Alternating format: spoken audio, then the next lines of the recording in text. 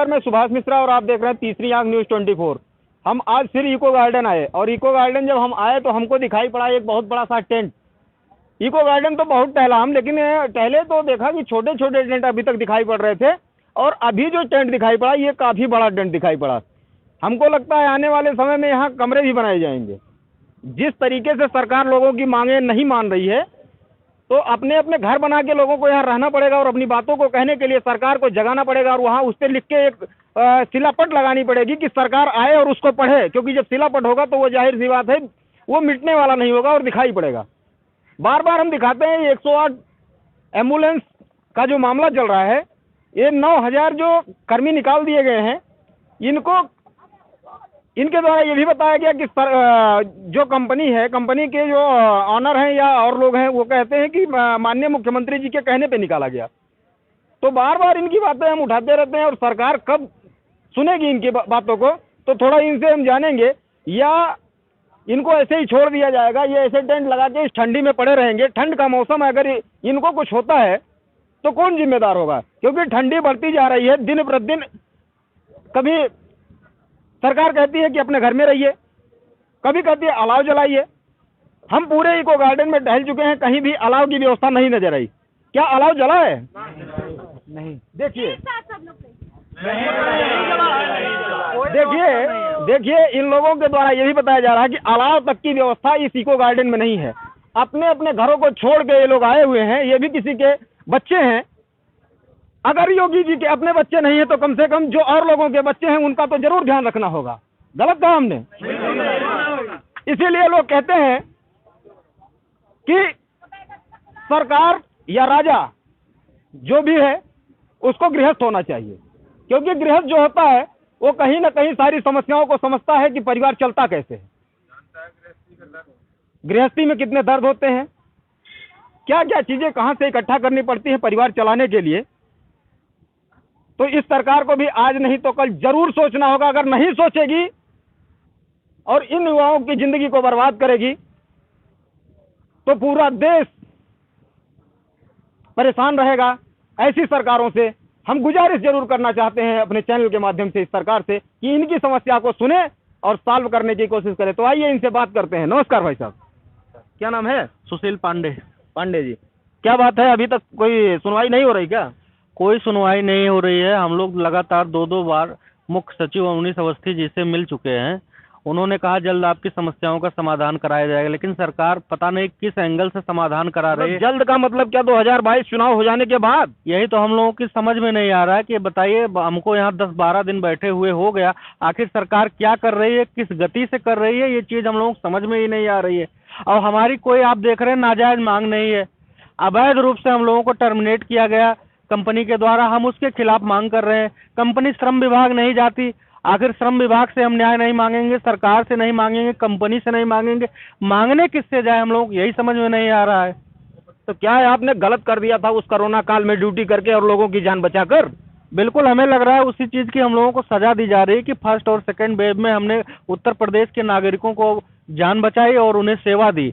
उस समय हम लोगों ने कोई आंदोलन नहीं किया। अगर हम उस समय आंदोलन किए होते, लेकिन आज कहीं ना कहीं सरकार के द्वारा यही गुमराह किया जाता है, इन लोगों ने उस समय आंदोलन किया गया। लेकिन आप अपने हॉस्पिटल की ओपीडी चेक कर लीजिए, जब हमारा आंदोलन हुआ था एक भी कोरोना का पेशेंट अस्पतालों में नहीं था उस समय। लेकिन सरकार को कहीं ना कहीं धूमिल करके युवाओं को लूटा जा रहा है। कंपनी आज 25,000-50,000 रुपए लेकर के भर्ती कर रही है और यहाँ युवा बैठ के अपना रोजगार मांग रहा है। इसे 25,000 और 50,000 का आप जो ब्लेम लगा रहे हैं कंपनी के ऊपर, इसका कोई डाटा है या कोई रिकॉर्ड है? डाटा नहीं सर, इसके खिलाफ आशियाना थाने में 4-4, 5-5 मुकदमे दर्ज हैं, जिस पर सरकार कार्रवाई नहीं करवा रही है। बकायदा पैसा लिया जा रहा है, 2019 से कर्मचारी भटक रहे हैं और उनको ड्यूटी नहीं दी जा रही है। और मुकदमे दर्ज होने के बावजूद भी, वो भी कोर्ट द्वारा, हम चले जाए साधारण तरीके से हम थाने चले जाए, हमारा मुकदमा नहीं दर्ज होता, हमें कोर्ट से मुकदमा दर्ज करवाना पड़ता है। इतना भ्रष्टाचार है, आप सोच लीजिए। उस पर भी यहाँ के थाने वाले FIR लगा देते हैं। ये सरकार तो कहती है उत्तर प्रदेश की 0 टॉलरेंस की नीति पे काम कर रही है। ठोकू बाबा है, किसी को ठोक देते हैं। एम्बुलेंस का बात कर रहे हैं आप, यहाँ तो इनके बुलडोजर चलते रहते हैं।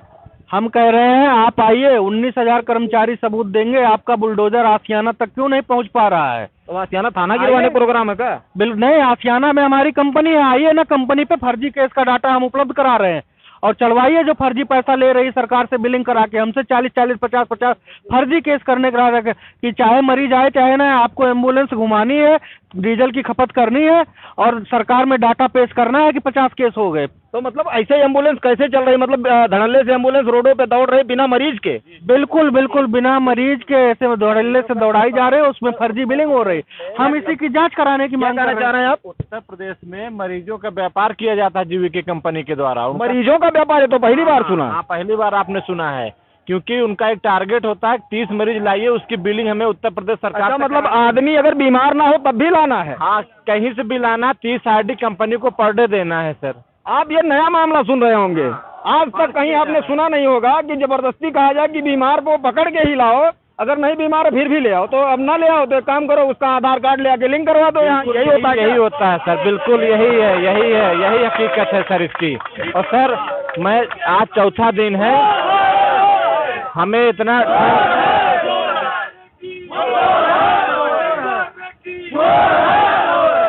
अभी भी सर हम 4 दिन हो गया, मैं कल रात परसों रात में यहाँ भीग गया था सर, मुझे अभी भी फीवर एकदम ठंड दे के आ रहा। आप मेरी स्थिति देख सकते हैं, मैं दवा खा के बैठा हूँ सर, मेरी पूरी बॉडी कांप रही है, समझ लीजिए सर। मैं बीमार हूँ, पर क्या मुँह लेके अपने घर जाऊँ, क्या मुँह घर वालों को दिखाऊँ? कोरोना में 2 साल लगातार ड्यूटी की, घर जाने की मोहलत नहीं मिली। जब घर जाने का समय आया तो नौकरी से निकाल दिया गया। घर वाले जब बुला रहे तब नहीं गए, अब हम क्या अपना मुंह दिखाएं गाँव में जाके कि हमको नौकरी से निकाल दिया। कोरोना माँ बाप बुलाते रहे, नहीं पहुँच पाए, कोरोना पॉजिटिव हो गए, घर वाले मुझको देखने नहीं आ पाए। योगी जी अगर कहीं से ये वीडियो आप तक पहुंचे तो हम यही कहेंगे आपसे कि इनकी समस्याओं को जरूर सुनिए, क्योंकि इन्होंने अपनी जान को हथेली पे रख के और प्रदेश के लोगों की जान बचाई है। क्या गलत कर दिया था इन लोगों ने उस समय? अगर ये भी अपने घरों में दुबक के बैठ गए होते तो शायद जो आंकड़ा आप पेश करते हैं आज कि उत्तर प्रदेश में कोरोना केस हमने थाम लिया था, रोक लिया था, इस तरीके से रोकेंगे आप? 24 करोड़ लोगों की जिंदगियों को बचाने वाले ये लोग, हमारे कोरोना वॉरियर्स आज यहाँ बैठे हुए हैं। क्यों बैठे हैं? आप तक ये बात जरूर पहुंचनी चाहिए, और अगर कान को आपने बंद कर रखा है तो खोलिए जरूर, क्योंकि आपके अधिकारी इनकी बातों को आप तक पहुंचा नहीं रहे हैं, और नहीं पहुंचाएंगे तो उसका खामियाजा आपको 2022 में जरूर भुगतना पड़ेगा। 9-9 हजार कर्मचारी निकाल दिए जाते हैं और सरकारों की कानों पे जू नहीं रखती है। कब तक सरकारें नहीं सुनेंगी?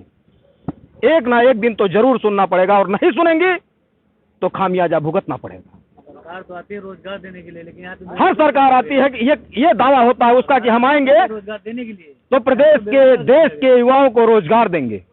ये रहा रोजगार, ये रहा रोजगार। आप देखिए, ये रहा रोजगार इनका। 9-9 हजार रोजगार छीनने के बाद सरकार बैठी हुई है आराम से, कोई परेशानी नहीं है। अब ये नया रोजगार ये हो सकता है कि 9 हजार को निकाल के और पुनः 9 हजार भर्ती की जाए, ये रोजगार हो सकता है। रोजगार का तरीका है, रोजगार का तरीका ये है कि 9 हजार पुराने लोगों को निकाल के और 9 हजार भर्ती की जाए। तो रोजगार जानते हैं किसको मिलेगा? रोजगार उनको मिलेगा जो 30 हजार, 35 हजार, 40 हजार रुपया लेंगे और 9 हजार लोगों की भर्तियां करेंगे। कहीं ना कहीं मोटे पैसे की कमाई की जा रही है, खजाने को भरा जा रहा है। सरकार अपना खजाना तो नहीं भर पा रही, लेकिन उनके जो दलाल हैं, जीबे के बड़ी बड़ी कंपनियां, ऐसी तमाम कंपनियां हैं जो सर्विस प्रोवाइडर हैं, और वो क्या करती हैं कि लोगों से 25 हजार, 30 हजार, 50 हजार नौकरी के नाम पर लेती हैं, पुराने लोगों को निकालते हैं और नए लोगों की वैकेंसियां खाली रहती हैं, भर्ती किया जाता है। और उनका जब अकाउंट मोटे पैसे से भर जाता है, तो जैसे आज कानपुर कांड हुआ है, 200-250 करोड़ रुपया निकल रहा है, ऐसे ही तमाम कंपनियां पैसा कमा रही हैं और सबके पास पैसा है। आखिर 250 करोड़ रुपया आया कहां से? 250 करोड़ तो इत्र की महक थोड़ी थी। हो सकता है खुशबू कहीं कमल की ना रही हो, ये भी हो सकता है। 250 करोड़ रुपए में इत्र की महक तो छोड़ दीजिए, कहीं कमल की खुशबू तो नहीं थी, ये भी हो सकता है। कुछ कह रहे हैं आप? 250 रुपए की करोड़ के केवल हम लोगों के पीएफ में घोटाला किया गया, जिसका पीएफएसआई ने इनको बकायदा नोटिस भेजा है। उसके बावजूद भी इतने भ्रष्ट कंपनी के ऊपर कार्रवाई नहीं हो रही है। क्या नाम है ऑनर का? जीवीके एमआरआई कंपनी है। ऑनर कौन है? कृष्णा रेड्डी, जीवीके कृष्णा रेड्डी। कृष्णा रेड्डी। एक बार कृष्णा रेड्डी के घर पे भी छापा मरवा लीजिए, हो सकता है 250 करोड़ वहां भी मिल जाए। अगर योगी जी और मोदी जी इस बात को सुन रहे हैं तो इनकी बातों को सुनिए और एक बार जरूर छापा मरवाइए। 250 करोड़ नहीं हो सकता, 2500 करोड़ मिल जाए। सर ये कंपनी का मालिक जो है लेबर कोड से भी बड़ा है। हम लोगों का 23 सितंबर सन 2019 को फैसला हुआ था वार्ता के माध्यम से बीके राय जी की उपस्थिति में श्रमायुक्त हम लोगों का फैसला हुआ था। उस फैसले को कंपनी ने आज तक लागू नहीं किया। 2-2.5 साल से ऊपर हो गया, आज तक लागू नहीं किया। भैया 2,500 करोड़ रुपया लेके जब बैठे हैं तो बहुत बड़े हैं, छोटे आदमी थोड़े हैं। तभी कह रहे हैं यार, जब लागू करने के लिए हम लोग अनशन किए तो उन्होंने 9,000 लोगों को बाहर कर दिया, सीधा रास्ता बाहर का दिखा दिया और हम लोगों को सड़कों पर भटका दिया। बहुत अच्छा किया, ऐसा ही करना चाहिए। अगर ही वो अपनी आवाज उठाएं तो उनको बाहर कर दीजिए, आवाज ही नहीं रहेगी। क्या मामला है ये? थोड़ा एक लोग और दिखाई पड़े, हम इनसे थोड़ा सोचे बात कर लें। ये भी काफी परेशान है। क्या नाम है भाई साहब? चंद्रशेखर पांडे नाम है। पांडे जी कहाँ से हैं? बस्ती जिला अध्यक्ष हूँ, बस्ती से हूँ। अध्यक्ष है जिले का? जी। तो कितने लोग बस्ती में निकाल दिए गए? 90 लोग निकाल दिए गए हैं। 90 लोग? जी। उसी में से आप भी हैं? जी, हम भी हैं उसी में से। तो क्या कह रही है सरकार? सरकार की तरफ से वार्ता चल रही है, हो सकता है बहुत जल्द हम लोगों की सुनवाई हो। वार्ता चल रही? वार्ता मतलब कैसी वार्ता होती है? कई लेयर में चलती है क्या वार्ता? नहीं, लेयर तो नहीं अभी कह सकते हैं, लेकिन हम लोग मुलाकात किए थे। आश्वासन हम लोगों को दिया गया है कि आप लोगों का मामला जल्द सुलझाया जाएगा, लेकिन कब सुलझाया जाएगा अभी तक यही हम लोगों को नहीं जल्द पता। का मतलब क्या है? 2-4 जब मर जाएंगे? अभी तो 8 लोग शहीद हो गए। 8 लोग तो शहीद हो गए हैं। अभी और सरकार इंतजार कर रही है कि जब तक 100, 200, 500, 1000 ना 8 में कहीं 000 लगाने की तो व्यवस्था में सरकार नहीं है। बिल्कुल बिल्कुल, हमारा कहने वही मतलब है कि जब वही सरकार सोच रही है कि जब तक 2-4, 10,000 ना खत्म हो जाए तब तक इनकी आवाज नहीं सुनेंगे। जी जी जी, आपने देखा इन्होंने अपनी बातों को रखा। सरकार क्या कर रही है? इनकी बातों को अगर नहीं सुन रही है तो जाहिर सी बात है दिक्कतें हैं, परेशान हैं लोग। और 9-9 हज़ार लोग निकाल दिए जाएंगे तो उनके घरों की स्थितियां क्या होंगी? हर व्यक्ति जब कमा के लेके जाता है तो उसका परिवार चलता है, और उसका ही परिवार नहीं, उससे भी कुछ लोग जुड़े होते हैं जिनका और लोगों का भी परिवार चलता है। एक आदमी कमाता है तो कई लोग खाते हैं, और 9-9 हज़ार अगर निकाल दिए गए तो लाखों लोगों के पेट पे लात मार दी गई। हम अपने चैनल के माध्यम से सरकार से यही कहना चाहते हैं कि इनकी बातों को सुना जाए, इनकी बातों को सुना जाए और इनको पुनः भर्ती किया जाए, इनके पदों पे पुनः बुलाया जाए इनको, क्योंकि इन्होंने देश की सेवा की है, लोगों की सेवा की है। और 24 करोड़ लोग क्या कर रहे हैं जो इनकी बातें नहीं उठा रहे हैं? इनकी बातों को जिनको ये अपनी गोद में उठा के लेके गए होंगे उनको भी एक दिन सोचना चाहिए, बैठ के मनन करना चाहिए और चिंतन करना चाहिए कि किसी का बच्चा हमारी जान बचाया था।